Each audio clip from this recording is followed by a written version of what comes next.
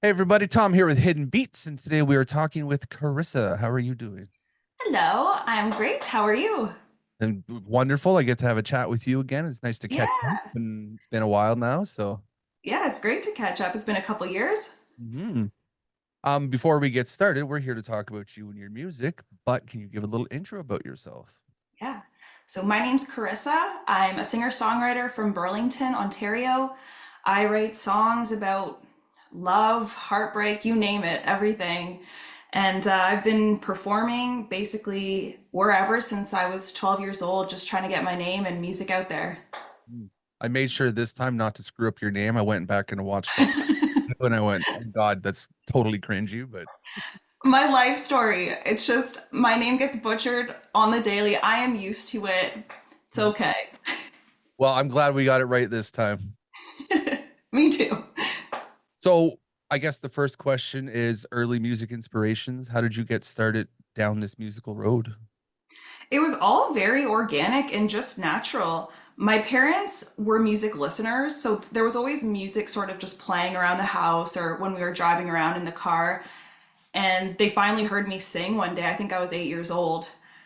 And they go, "Oh my God, like you can actually sing. Do you want to maybe take lessons or get started with it?" And I just said, "Yeah." And then I signed up for some music lessons just for um, vocal lessons and getting my voice out there because I was actually really shy growing up. Yeah. I I had zero confidence. So those lessons really helped me just get started and be able to project my voice. And I think that confidence is a huge boost at the start of everything too. Yeah, for sure. It was really helpful having friends and family just encourage me to sing for anyone.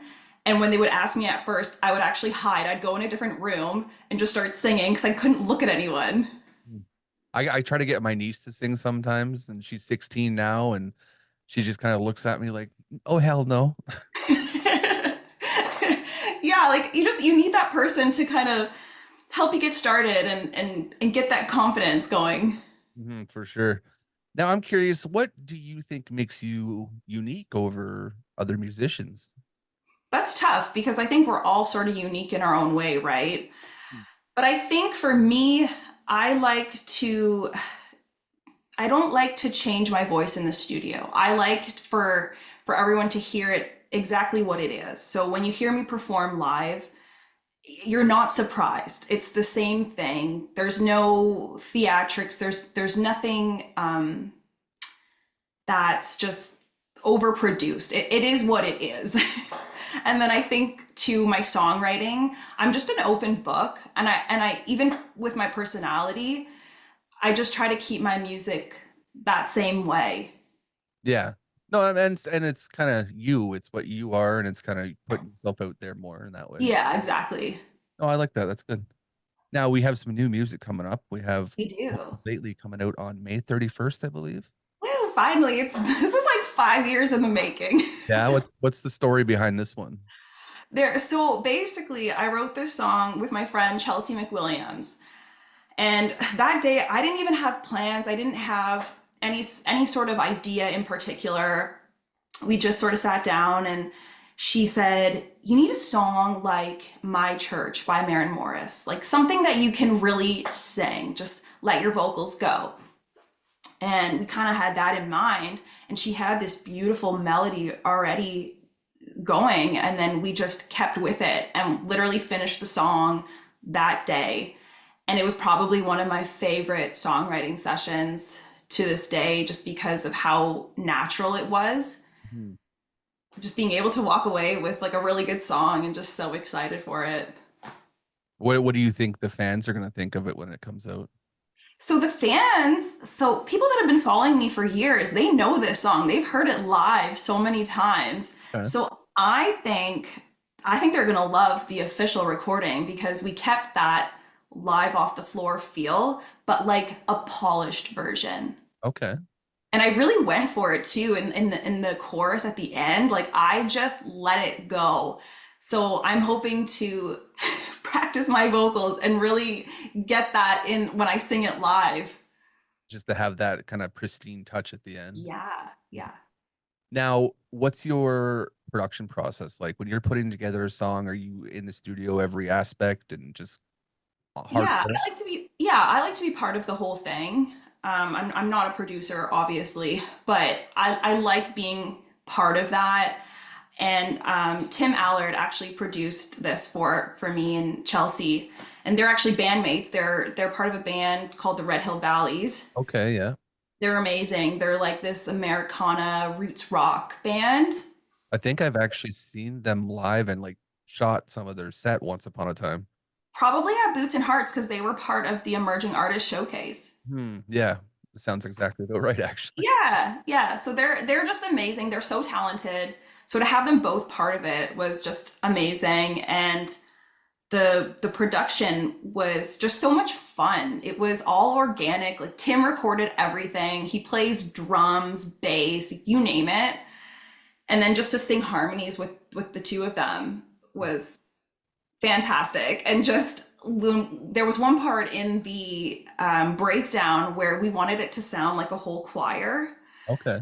And it's literally the three of us. And we're just like layering the tracks. And Yeah. then we listened back and we're like, oh my God, we literally could be like the next choir or something. It just sounded so good. I always love that when you're putting together something and especially having somebody who can play like every instrument, like the patience Yeah, to do that on its own is crazy. I wish I could even think of something like that. right? I know, I wish I could play more instruments. I just play the acoustic guitar. I used to play the drums once upon a time and then life just kind of took over and I have a saxophone I think in my closet that I wanted to learn once and it's sat there Oh collecting. my God, take it out of the closet. That was the first instrument I learned how to play because in grade 7 or 8, you had to pick an instrument in school. So Hmm. the saxophone was one I chose and I really loved it. Yeah, drums was mine and then the sax I it was like old time rock and roll or something like that that I heard with the sax solo in there and I was like, "Oh, that's the one I want." And I Yeah. found it at a pawn shop and I don't know. I just don't have time, I guess. Aw, that's okay. Drums was actually the first instrument I wanted to learn how to play. And then my mom said, find a quieter instrument. And that was the end of it. Well, actually, my mom was very similar when I was bringing home the practice drum and everything. I had to make sure I had the practice pads because then, like, Oh, yeah. hear anything. And it kind of dwindled off for there because the fun is the noise, really, when you're playing something like that. Yeah. But yeah, I've touched some drums every so often, but definitely nowhere near learning how to play them again, really. Yeah. Is it more of like a release, like, or like just you feel inspired or It's just like when I'm go over to someone's house, they said just start popping a few beats or something like that, that's and I'm like, fun? okay, I'm good. I had that release second. Mm. Now, this is a fun question. Last time we talked was around your EP release of Love and Be Loved. I'm Yes. curious how you think your music has evolved since then. How has it evolved? Well, I think lyrically, I think I'm just even more of an open book. Like it started with Love and Be Loved, but even more so now, like I just don't hold back. And then even vocally too, Love and Be Loved was so special because I got to record that with Colin Cripps from Blue Rodeo, and he really helped me with my vocals and even just harmonies because I'm terrible at harmonies. That is something that's a work in progress. That's going to probably be a long time before I'm solid at them. But anyway, I think that just yeah, like I've been practicing a lot and working on my songwriting since then, and I'm just really proud of these new songs too that everyone's going to hear. Like I plan on releasing an EP, another EP, hopefully in the fall if all goes well, just because I'm doing it all on my own. Hmm. And those songs are really cool because they're just really lyrically based. There's so many little stories, and I just I let it be what it is, and I didn't hold back. No, that's awesome. It's and that growth is nice to see when you're following someone. Like so Yeah. I've I'm pretty sure I have two or three of your songs on one of my playlists somewhere. I have to look, Ah, but knowing you and having experienced your music now, watching that growth is always fun. yeah, thank you. Thank you. Now, because the music industry is always a little bit crazy, what do you Chaos. yeah, what do you do to stay grounded outside of that?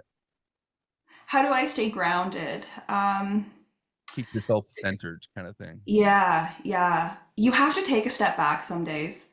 You can't always be in it. I I have my family to thank for that too. Like if I need to vent about something, like I can just do that with them and say it like it is. Mhm. I love just kind of going biking. I think we talked about that a couple years ago. Like I love biking, just being outside in nature and just removing myself from the business side of things. But you still, when you do it all yourself, you have to wear all hats, unfortunately. Nope. So it can be tough, but finding those moments and moments of release and just different things to keep yourself busy with always helps. I think the only way I can get myself grounded is if I'm sick or something like that. That just No, or that's I have to that's your time. yeah.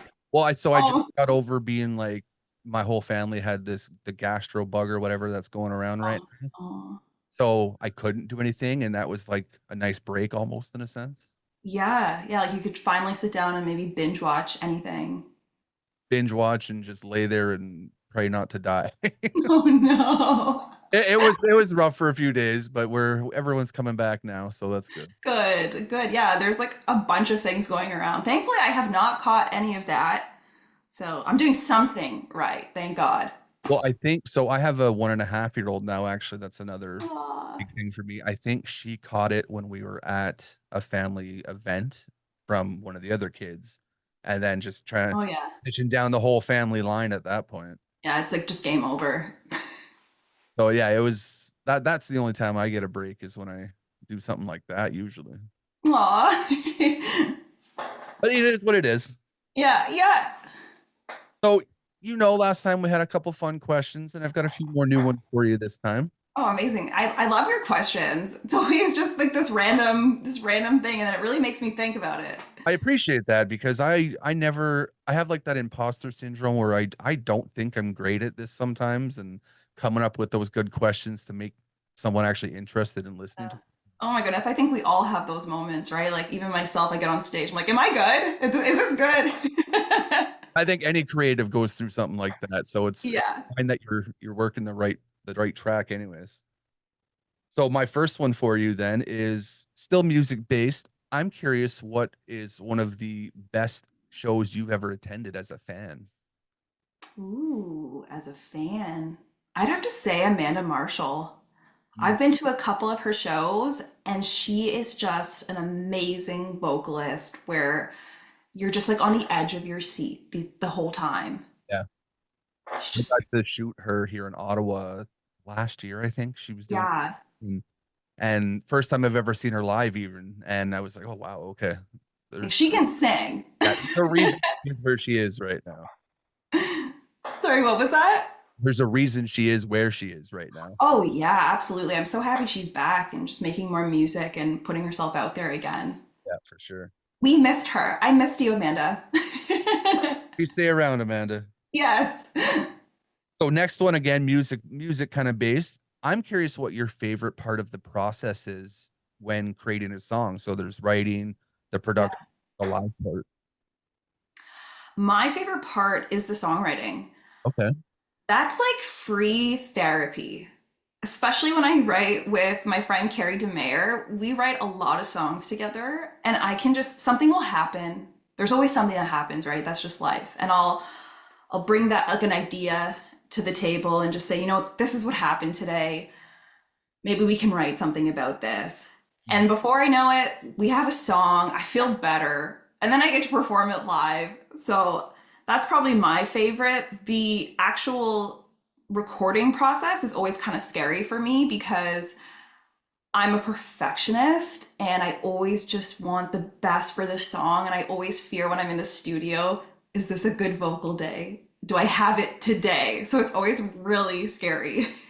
I could only imagine. I mean, I think I can sing off pitch sometimes, but trying to do that in a professional setting, oh man, that'd be something. Yeah, yeah. Mm. So this is another fun one, actually. I've been asking recently. How important is it for the introduction to an album or an EP? Like what's the importance of that for you anyways? The introduction, like, sorry, so like, How you started off, if you're like the first song, if you have like a oh, interlude okay, or just whole story behind that. yeah. Well, the truth is like, I only really have had the opportunity once so far because I've only really released one EP. So, and even that process for me to figure out, okay, like, what's the first song? That took a while. I had to write down the list and figure out, okay, well, is it a mid tempo? Is it a ballad? Like, what do I think is going to catch their attention? Hmm. So that was kind of my process with it. And it's a challenging one because it's almost like you gotta think of all the stories, and for my music, think of what's the song about. Um, is it a fan favorite? There's just so many things. Are you trying to, when you're putting together an EP, like I know you did the one, you have another one coming, are you trying to Yeah, story with it as you're going? not really. Like for these songs that are going to be on the next EP, they're probably my favorites that I've just been sitting on a shelf for a really long time, and I'm finally recording them. So it's like a collection of my favorite songs. Okay. And then I actually will throw in probably a new one that I wrote just acoustically. And I think I might keep it that way for the actual recording. I'm not sure yet. We're not there yet. Some sneaky tidbits there. That's good. Yeah. Yeah. Yeah, I like this question because when people are putting together projects, it's a singles world a lot this age, but Oh, yeah. having a story or something or how you're gonna grab someone's attention is really, really interesting to think about. Oh, for sure. Yeah. I just hope that they love the songs and it goes well.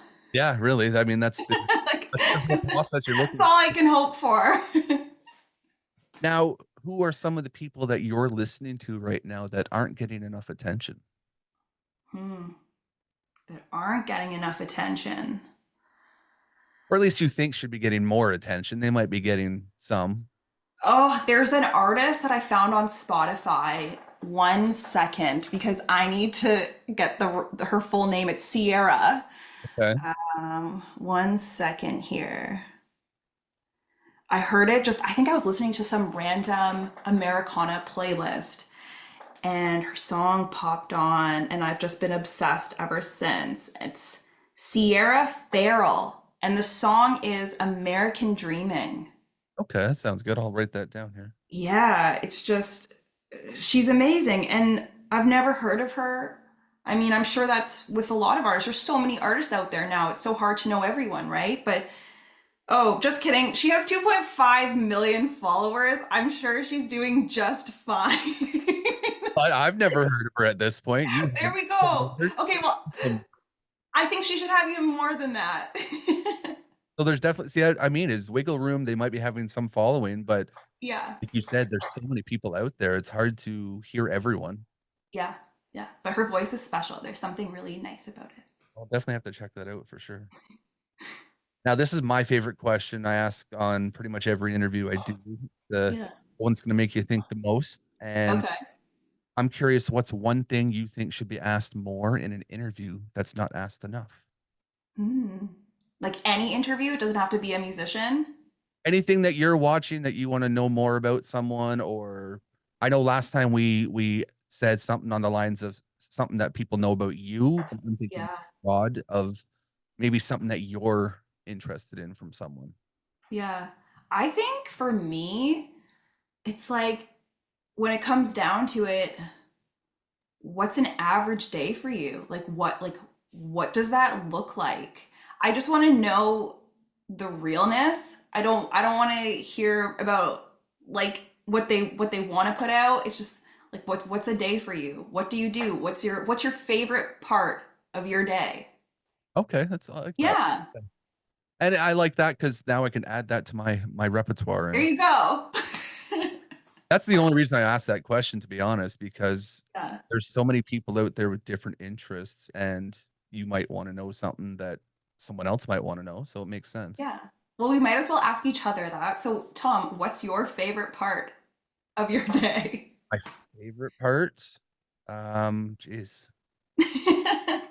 Honestly, right now, I think it's so my daughter's in daycare and she'll get home about 4:30 ish, and that's usually when I get done my work day. So I get to go outside and all she wants to do is play with bubbles. So we just have bubble machines and stuff outside and she just runs around and plays with bubbles. So that's That's probably amazing. yeah. Yeah, yeah. That'd be my favorite too. Yeah, it's such a distraction from life because you just watch her running around going bubbles, bubbles, and Yeah. Yeah. Just be a kid. That's so special.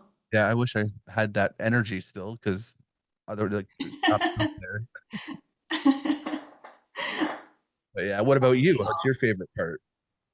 My favorite part would be I really like the mornings. I like the stillness of the morning and hearing birds chirping, waking up to that, and then having a cup of coffee Okay. just to start the day.